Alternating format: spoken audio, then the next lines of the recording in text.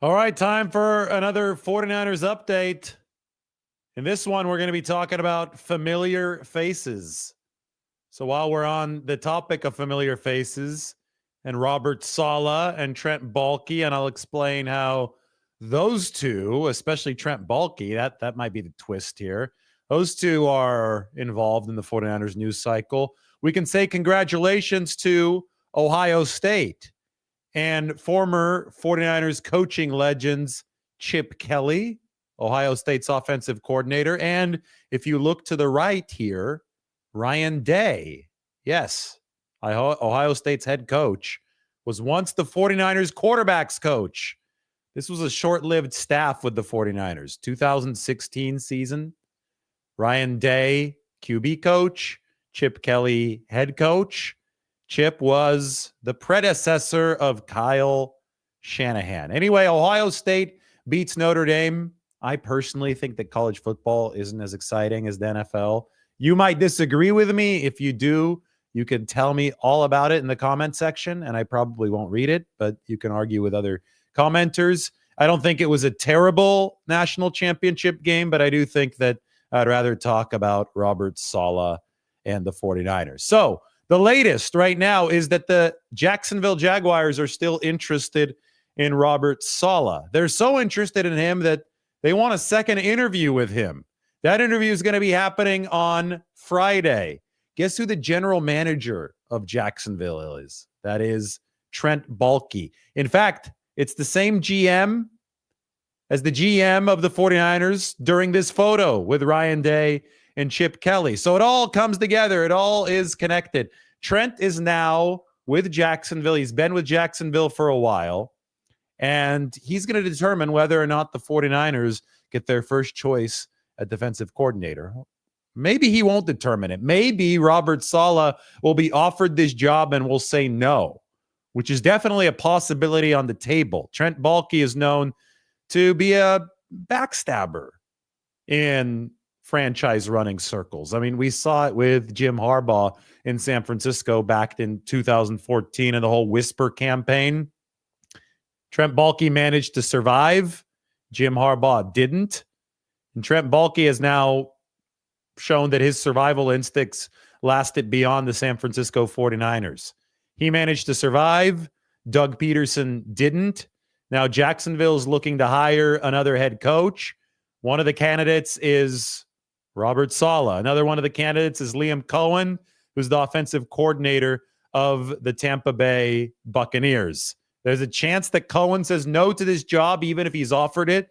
There are rumors that Cohen is the leader in the clubhouse, but we know that Jacksonville is familiar with Robert Saleh from before Trent Baalke was in Jacksonville. So this is probably Shad Khan, the owner, and some other people in the building. Saleh was the linebackers coach for the Jags from 2014 to 2016, back when Gus Bradley was the head coach. Then Saleh went to San Francisco, where he was the coordinator under Kyle Shanahan and John Lynch in 2017 through 2020. That was the year after these guys left the 49ers. So it is a small football world indeed, but Baalke gave the 49ers a lot of trouble in the past. They obviously finally fired him after that 2016 season.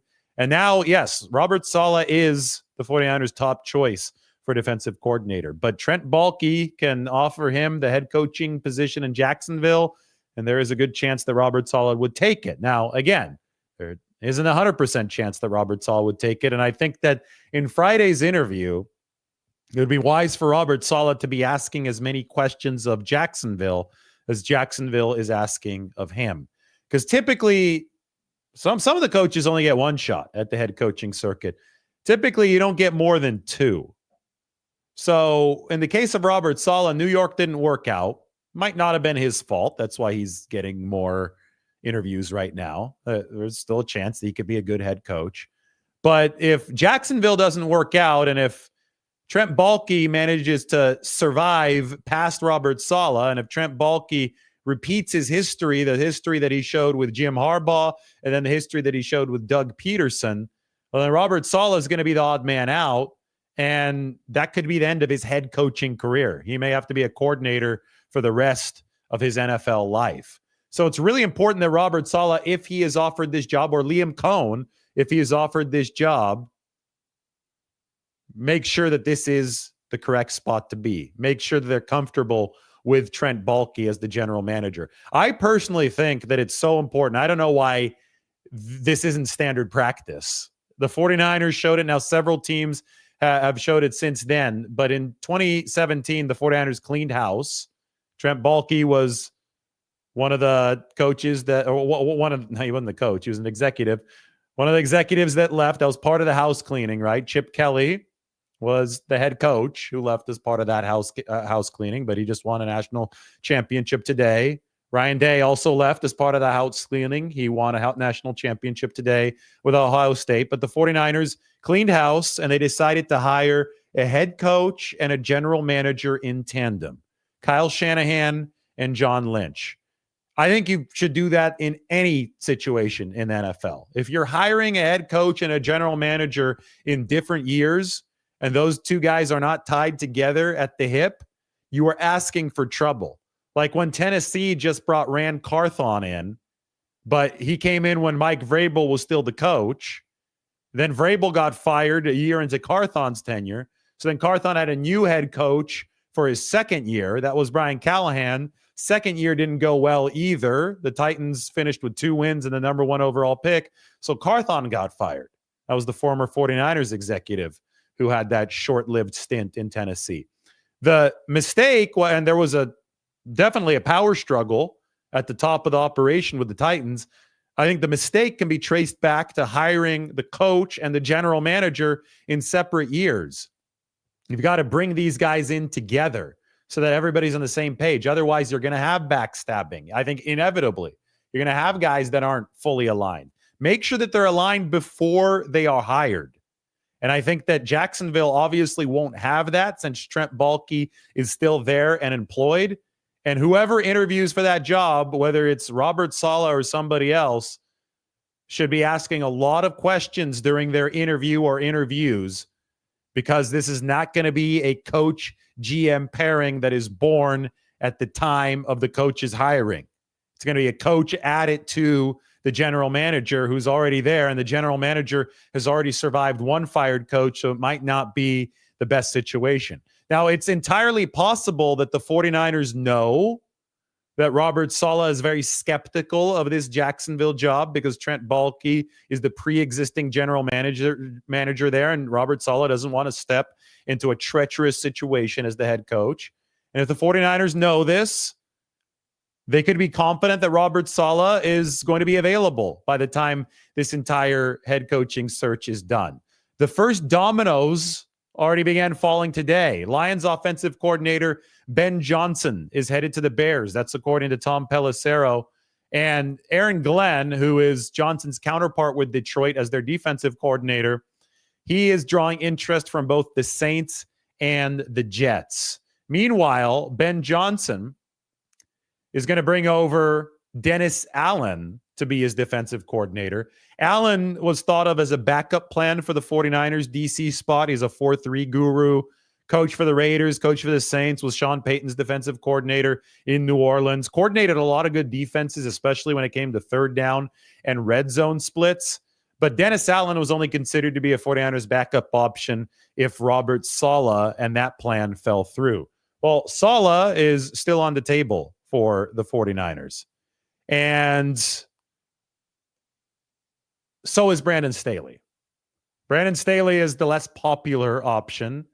And I understand some reasons of why he's less popular. I also understand why he's not the favorite for the 49ers, because he only has experience coordinating a 3-4, but I don't think that he's a bad coach at all. So I think that the 49ers obviously have two very viable options in Robert Saleh and Brandon Staley, but things would look, I think, quite different in the setup with either one of them. I think with Robert Saleh, you definitely stick with the 4-3. You could bring back the 2017 to 2020 glory days, especially the 2019 glory days, because the other seasons in that stretch were marked by either a bad roster or by injuries in 2020. But Robert Saleh did bring the defense to new heights. He installed the system. You know he was going to run the 4-3 back then. You know he's going to run the 4-3 moving forward if he's hired by the 49ers. Whereas Brandon Staley is somebody that comes from the Vic Fangio tree. what's really interesting to me is that the 49ers did talk to Vic Fangio a couple years ago, who's their former defensive coordinator from before this era. Congratulations to Ohio State once again. But Vic Fangio was the DC under Harbaugh. When they talked to Fangio ahead of the 2023 season, Kyle Shanahan ultimately decided that he needed somebody that was willing to run the 4-3 and not stray over to the 3-4 and to an entirely different scheme. So they didn't hire Fangio. Vic obviously has since continued posting success. He's been a good coordinator wherever he's been. And I think the 49ers have acknowledged that maybe they do need to be a little bit more flexible with how they operate their defense. Now, I think at the core, Kyle Shanahan would love to keep the same defensive front and the same general principles.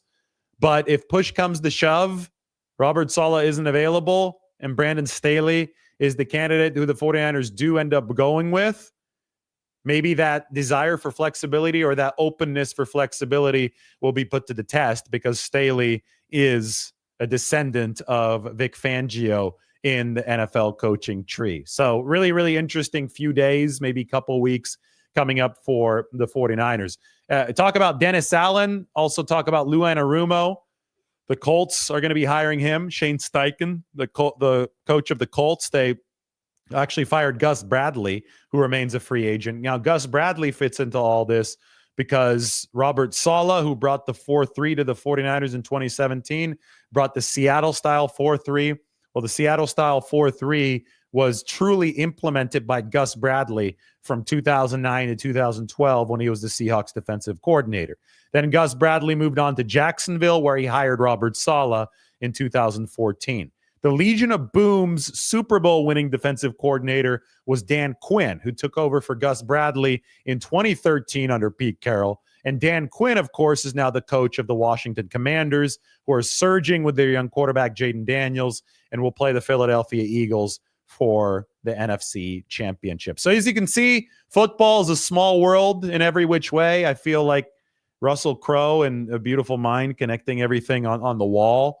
And when I talk about small world, well, again, congratulations to Ohio State, the Fighting Bosas in Ohio State. No Nick Bosa pictured here. These are the 49ers from 2016 with Ryan Day, Ohio State's head coach, 49ers former quarterbacks coach, and Chip Kelly, Ohio State's offensive coordinator, and the 49ers former head coach, predecessor to Kyle Shanahan. It's funny, the roles have reversed, right? Kelly used to be Ryan Day's boss. Now Ryan Day is Chip Kelly's boss. But the relationship between these two coaches started on the 49ers staff. And who would have known that about 9 years later, 2016 to 2025, they'd be winning a college football national championship 3 time zones away in the Eastern time zone. I think at this point, 2016, Nick Bosa might have been enrolling at Ohio State.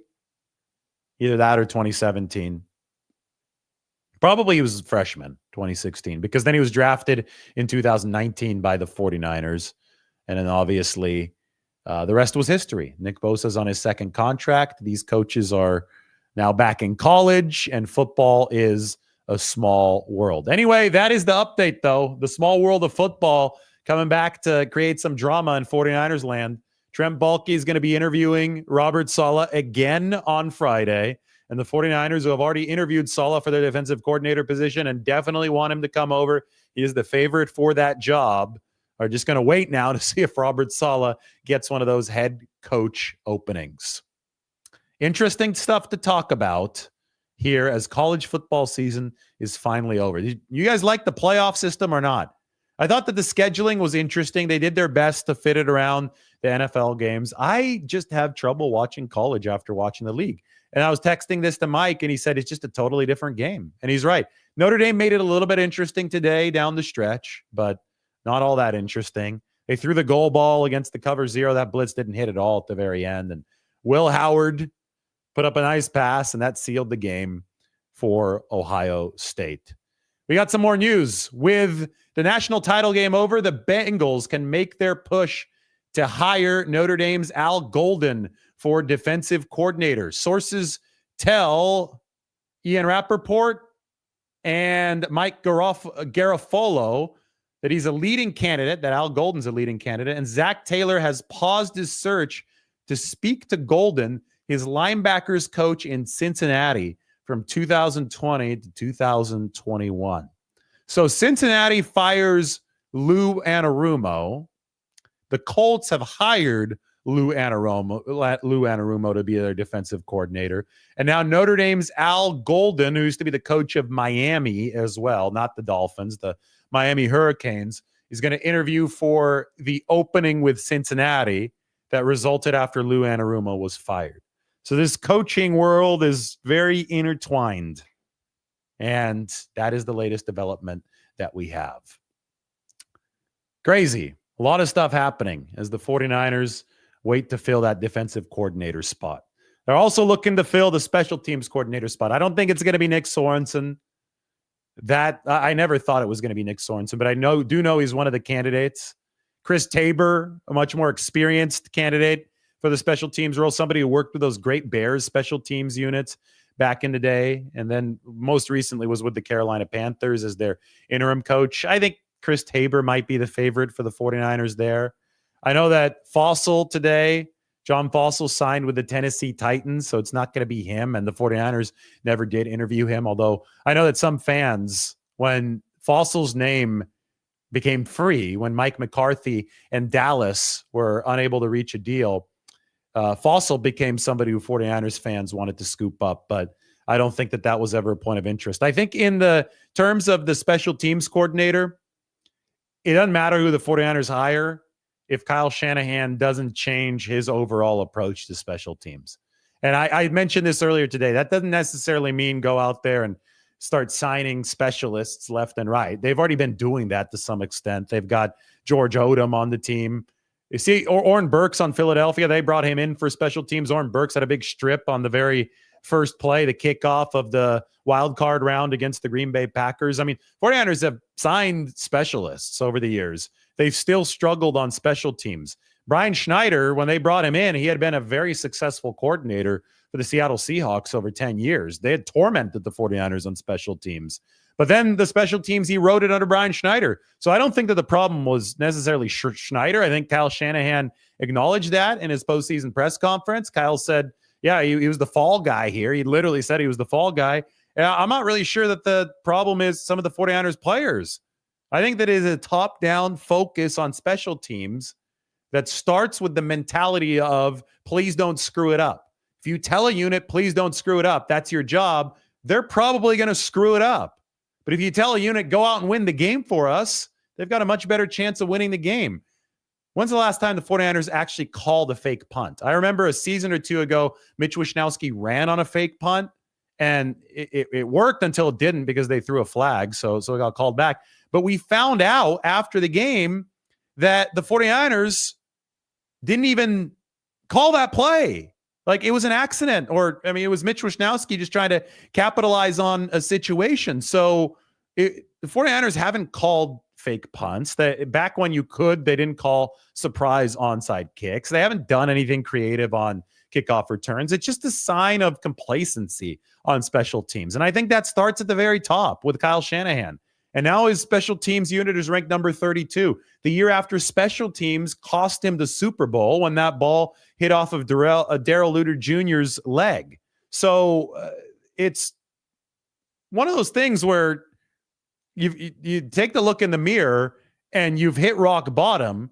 Special teams has cost you the ultimate prize in the Super Bowl, and then special teams cost you 65 expected points in this past season. You've got to change the way you do things, period. Like number 32 isn't good enough. I think on one hand, you've got a coach like Kyle Shanahan who's been talking about, please just don't screw it up about special teams. And on the other hand, you've got a coach like Bill Belichick, whose special teams units seem to always be great over the years with the Patriots, who's absolutely openly obsessed with special teams, who will be asked about why he carries a long snapper on the 53-man roster and will deliver a 10-minute answer about it. I'm serious. Go check it out on YouTube. Type in Bill Belichick talks about long snappers. So that energy permeates a roster. If somebody is obsessed with special teams and they're the head coach, the special teams is probably going to be more focused on detail and they're not going to be ranked number 32 in the league. If somebody's blasé about special teams, regardless of who they sign, that special teams unit probably isn't going to be good.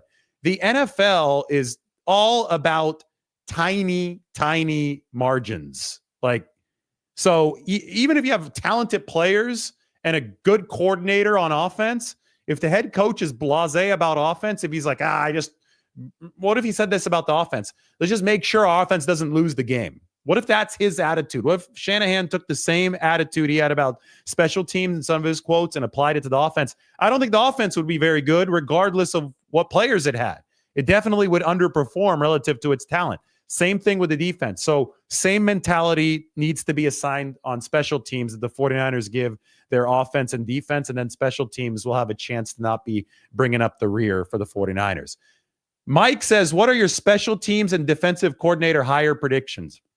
I think the 49ers will hire Robert Saleh for defensive coordinator, and I think they're going to hire Chris Tabor for special teams. But again, the special teams hire doesn't matter if the 49ers don't fundamentally change their tone about special teams from the top down. I think that is the biggest key in this situation. All right, time for a 49ers Q&A. Following the national championship game, we just saw Ohio State take it to Notre Dame. Fun stuff. All right, here we go. How we doing, Mike? How many are watching here? I see a total of almost 4,000 when we count the Twitter crowd. I want to know how many are on the YouTube crowd. Christopher, send us an email. Awesome, Chris. I'll check it right now, actually. Let me see if I got it.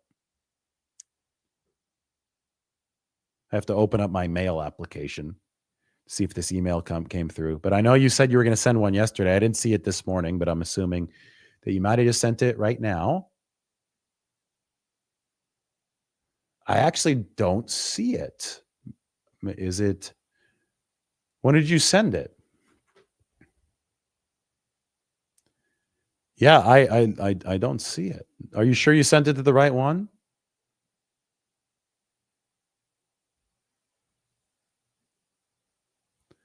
It's D. I'm just gonna give out my email address since it's public anyway. It's dlombardi@sfstandard.com. LOMBARDI. sfstandard.com. I'm checking my spam, and it's not in the spam either. So hopefully you got that address right. Thanks. I'm glad that I'm looking at your message in the chat because I was wondering if you did email me and I didn't see it. So dlombardi@sfstandard.com. Now watch, the email address is going to blow up. A ton of you are watching right now, and I'm like, then I won't be able to find Chris's email in this thing. Yeah, well, Chris is asking, can Purdy get paid already? Well, that would actually require Purdy and the 49ers to be negotiating. Last I checked, that hadn't really started yet. So hopefully, for the sake of all of our sanity, that will start at some point soon. And if it hasn't already, I don't know. I'll give you guys the update when I sign him. How about that? Because I'm sure the negotiations are going to be happening behind closed doors. I think that it'd be great for the media ecosystem if it happened sooner rather than later. Mike thinks that it might start at the combine, which is possible. Everybody seems to be in Indianapolis for the combine, so I think that might happen. But yeah, Chris, I don't see the email, and it's not in the spam thing either. So I'm wondering if maybe the email address that you had was not right. dlombardi@sfstandard.com.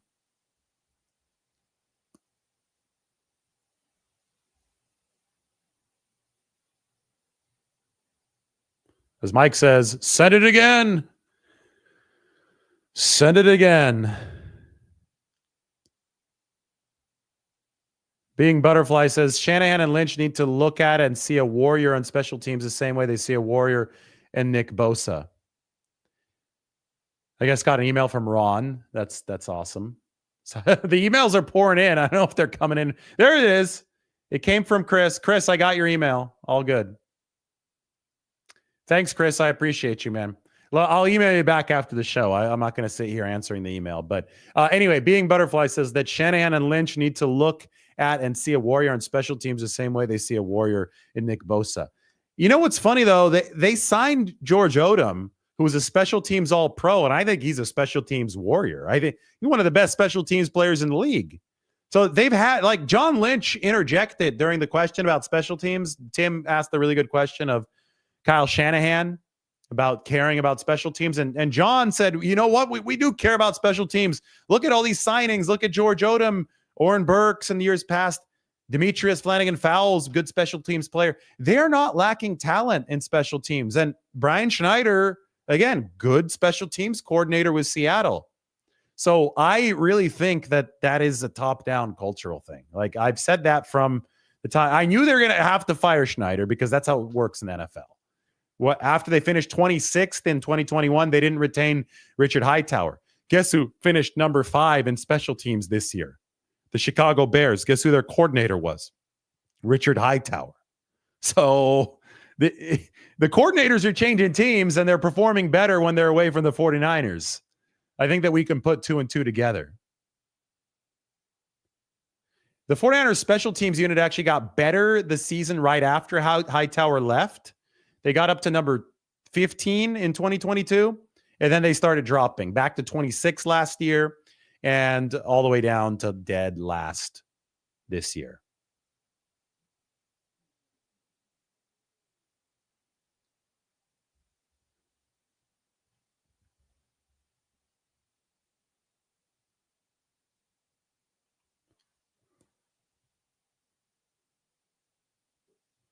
How would I grade Shanahan as a coach this past season?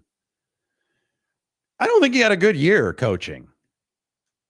I think he was dealing with a lot of injuries. He was coming off of the 3 years, 20 games each season, 60 games in 3 years. But his play calling grade was mediocre. Okay, let's put together all the factors that we would to grade Kyle Shanahan. He wasn't doing a good job as like he normally does calling plays. They had the fewest screen passes in the league through November. They finally started catching up in December, but they needed to throw more screens just given how the offense was. I asked Kyle about it, and he said that defenses were ready for screens, and that's why I wasn't throwing them. I didn't find that to be a compelling reason. You see Andy Reid dialing up screens all the time for Patrick Mahomes, and defenses are ready on that front for the Chiefs. So I don't think that's just one example, but this wasn't a good year for Kyle Shanahan play calling wise. I think there's going to need to be a lot of introspection this offseason. He's got to take that next step forward when it comes to the chess match of an NFL play caller. So I give him a D in play calling this year. But I do also recognize that this was a really difficult situation given all the injuries. So you grade that on a curve, maybe you give him a C- or a C for play calling. It wasn't good. It wasn't good enough to win a Super Bowl. But Shanahan is also the CEO in that he's got to hire the staff, and he struck out on 2 straight defensive coordinators. He struck out on Steve Wilkes, that ended up being a good hire, and that comes back on Shanahan. And he struck out on his successor, Nick Sorensen. And then his blasé attitude about special teams also wasn't good. It was a bad season for Kyle Shanahan. I would say a D. Does that mean that even if he was an F, though, for this season, he still has accomplished so much so recently? They went to at least the NFC Championship game or the Super Bowl or both in 4 of the previous 5 seasons. So Bill Walsh, after the 49ers won the Super Bowl in 81, missed the playoffs altogether in 82. Then they went back to the NFC title in 83, and they lost to Washington. Then they went to the Super Bowl in 84, played at Stanford Stadium, won it all in 84. But then there was the 85, 86, and 87 seasons where the 49ers came up empty. They got beaten 49-3 in the postseason by the New York Giants in 86. They were the number 1 seed, just like the Lions in 87, and they lost at home to the Minnesota Vikings in the divisional round. So coaches don't win the Super Bowl every year or even reach the Super Bowl every year. And even Bill Walsh, early in his career, after they won the Super Bowl, failed to make the postseason in that 1982 season. The point is that you've got to give this some time. Down years are going to happen. How Shanahan bounces back from this is going to be way more indicative of what kind of coach he is than the 49ers going through struggles, coming off of a Super Bowl loss in overtime, coming off of 3 long runs, 60 games in 3 years. So I can grade Shanahan harshly because I'm objective, and I could say this is what he needs to do better. But I could also say that he's a good coach. Could say both. And I think that's exactly what Kyle Shanahan would say about himself right now. Kyle Shanahan realizes this wasn't his best year. These guys are obsessive over the film. They're obsessive over the results. They were 6-11. Of course he knows this wasn't his best year. Of course he knows he has to be better. Of course he's answered this question many times before. I don't care if he answers it in the exact words that you want to hear as a fan. He's not going to sit up there and beg you for his forgiveness. But he's saying, yeah, every single season is a reinvention in NFL. You're constantly playing the chess match. He doesn't owe the media or owe fans anything when it comes to what he says at press conferences. What he needs to do and what he's being paid to do is try to be the best coach he can be, which he's already shown that he can be really good over several years. He needs to bounce back from a down season and be better in 2025.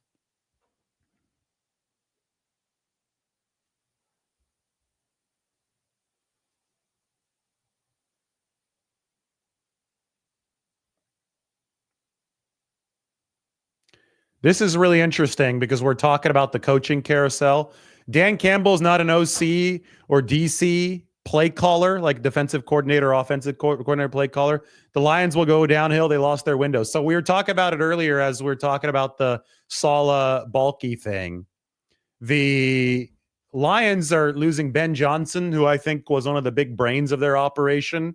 It's the Bears, and they might lose their defensive coordinator, Aaron Glenn.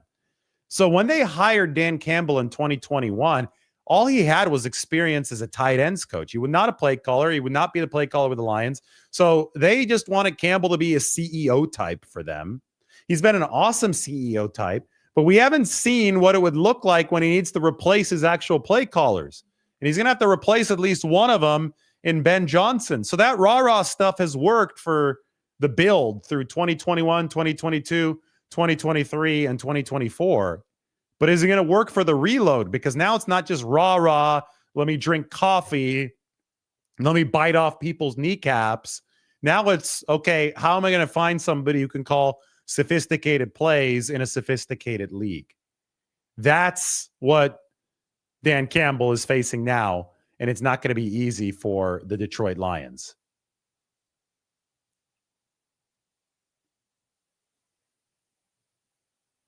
Similar to Sirianni, yes, but Sirianni, you got to give the Eagles credit. Maybe it wasn't Sirianni who hired Kellen Moore this year and Vic Fangio, talking about Vic Fangio. Maybe it was ownership that forced him to hire those guys, or he would lose his job. I know that there were talks about Sirianni potentially getting fired after last year, but those hires have worked. The Eagles are a top 6, top 7 offense and a top 5 defense, number 3 to be exact, under Vic Fangio. So they've turned it around after the big time struggles last season. Being Butterfly thinks that Campbell can pull it together. It's all going to depend on his hires. These are massive, massive hires, at least one massive hire. We'll see with Aaron Glenn. He's competing for some defensive coordinator spots. And that comes back to Robert Saleh. Will Saleh get that Jag spot with Trent Baalke interviewing him, the former 49ers GM? If he doesn't, does that mean that San Francisco is a shoo-in for Robert Saleh? And even if Robert Saleh is offered the Jacksonville head coaching spot, does he take it, given Trent Baalke's sketchy history of pulling the rug out from underneath coaches? There was Jim Harbaugh, and then there was Doug Peterson. 2 really good coaches. Like Doug Peterson won a Super Bowl for Philly in 2017. Jim Harbaugh, well, we know Jim Harbaugh. He's a good coach. Mike wants chaos with Brandon Staley. Who wants chaos with Brandon Staley? That wouldn't make social media very happy. I could go on my Brandon Staley rant again. I don't think that he's treated fairly by social media. The guy was a defensive coordinator of the Rams in 2020. And they finished with the number 1 ranked defense by a wide margin. Wide margin. And then people who are like, oh, Staley's bad. Look at how he did as a head coach. The 49ers aren't interviewing him to be a head coach. They're interviewing him to be the defensive coordinator. Brandon Staley could have gone 0-16 or 0-17 for 3 straight seasons with the Chargers, and that would make him a bad head coach, but it wouldn't necessarily make him a bad defensive coordinator. Like, those are 2 very different jobs. I mean, you saw when Robert Saleh left the Jets this year, the defense fell off because Ulbrich, who was his defensive coordinator, could no longer just coordinate the defense. He had to be the interim coach. All of a sudden, he can't focus on the defense. Things fall off. So there's a reason, very plausible reason, why Brandon Staley's defense wasn't great with the Chargers over the 3 years there. But his one shot at DC, he's been fine. He's been good. I mean, he actually, in the year with the Rams, he developed the star position. This is fascinating. The star defensive back position, which is a cornerback who could play either outside or inside, goes all the way back to Belichick. Bill Belichick in the Cleveland Browns defense. Belichick had Nick Saban as his defensive coordinator. So Saban ended up bringing the star alignment, the versatile corner nickel back, to the heights of college football, where Kirby Smart, who was Nick Saban's defensive coordinator at Alabama, now the coach at Georgia, really, really popularized it and, made sure that it was prolific around the SEC. And that's why the SEC, and that's another commonality between the SEC and NFL football. That's why I say the SEC, at least back when they were the only ones that were allowed to pay players. Now everybody can pay players, but the SEC was the league that was the one that theoretically prepared players best for the pros. Anyway, Brandon Staley implemented a lot of star cornerback hybrid techniques with the Rams in 2020. And the first star for the Rams in 2020, when Staley was the defensive coordinator there, was Jalen Ramsey. Jalen Ramsey would play outside corner and he'd play inside corner. Guess what the 49ers did this year? They had an outside-inside cornerback setup. Deommodore Lenoir played both outside and inside. Career year for Deommodore Lenoir. Signed a $90 million extension. You talk to Demo, he'll credit Brandon Staley. I mean, the 49ers corners played well this year. All things considered, that team struggled in so many areas, but Brandon Staley worked primarily with the corners, and that unit was fine. So the Brandon Staley hatred is really irrational. I think people need to dial it back. This guy's been a solid coach, been a solid coordinator, I'll put it that way, not a solid head coach. The proof is in the pudding with what happened in LA. It wasn't good in LA, but that was as a head coach. As a coordinator, as a position coach, it's been a lot better for Brandon Staley, and there's a reason why he's getting that interview with the 49ers. Again, I do not think he's the favorite. I think Robert Salah is the favorite, but now we're waiting until Friday when Salah has another interview with Trent Baalke in Jacksonville.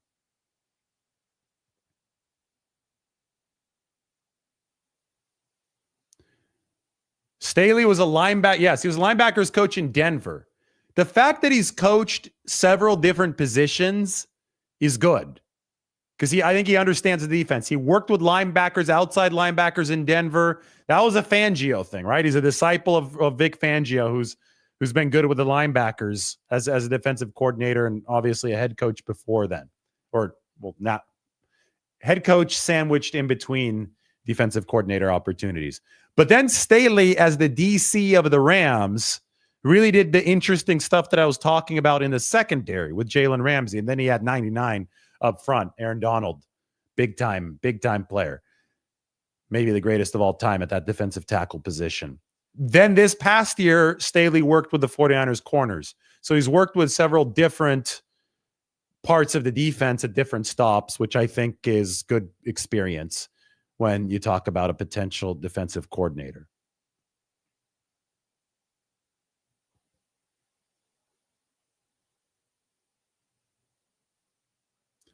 After a year with the Niners, you're assuming that Staley understands the system they run already.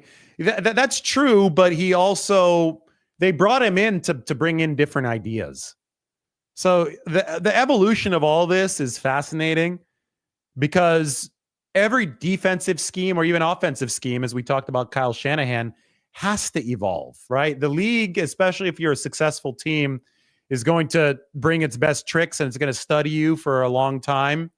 And it's going to try to find a way to beat you over the longer stretch. So after DeMeco Ryans left, Kyle Shanahan said that I've got to bring in a coordinator that's going to help modernize this scheme. I have to bring in new ideas. But I still like the basis of the scheme. So I'm going to make whoever I bring in learn what we do first before sprinkling in his new ideas. Because Mike Shanahan did the same thing in 1992 when he joined the 49ers as their offensive coordinator. The 49ers had a well-established offensive system there for obvious reasons. They're 4-time Super Bowl winners. And basically, George Seifert told Mike Shanahan, stay at the facility, leave your family behind. That they could be back wherever you moved from. They'll move in a couple months. Use the time before they move out here to the West Coast to study the way we do things. Then add your own ideas. That way we keep the same structure and we evolve. Kyle, when he hired Steve Wilks, brought the same mentality. He cited that. He said, this is what I want to do with Steve Wilks. I want him to learn our system and then implement his own stuff. Obviously, that fit didn't work. Like it was too hard. It was oil and water. They had to move Wilks down from the booth to the field midway through the season, and it wasn't good. They fired him after the season. The defense dropped. The run defense fell off a cliff to number 26. We all know how that ended up. So the next offseason, the 49ers couldn't pick a defensive coordinator until after the Super Bowl. So they got a late start on all of this. Shanahan said, I'm going to keep this in-house because I don't want the same headache as last year where it didn't work. I couldn't mix in this new defensive coordinator. So I'm going to give it to Nick Sorensen, who's already been with us for a couple years, had been with Seattle before that. But unfortunately, Nick Sorensen was too inexperienced. So that didn't work. They still like Nick Sorensen. They still think he's a valuable member of the coaching staff. So they've kept him in the building. He's still under contract. We'll see what his next job is. But you could see that one year they tried to bring in the outside voice to be the defensive coordinator. That didn't work. Then they kept the inside voice aboard to be the next DC. That didn't work. But while they had Sorensen on staff, they knew that maybe they should still continue to infuse the outside ideas because that had been something Shanahan had wanted to do the year before. So they brought in Brandon Staley. And he was the assistant head coach, and he worked with the corners, and he gave ideas to the game plan. So he's been learning for the season, but he's still, the purpose of Staley was to bring in outside ideas and work with the corners. But bringing in those outside ideas was the main point of the job. So when you're talking about him potentially taking over the DC role, it's not going to just be bringing in outside ideas. It's going to be him taking the reins of the defense, if that's what the 49ers do. And that, as we've already seen from the Steve Wilks experiment in 2023, is a much bigger undertaking than just sprinkling in ideas. So it's kind of like the difference between a DC job and a head coaching job. You grade it completely differently because it's a different kind of undertaking. And that's one that the 49ers obviously are tiptoeing very, very carefully around.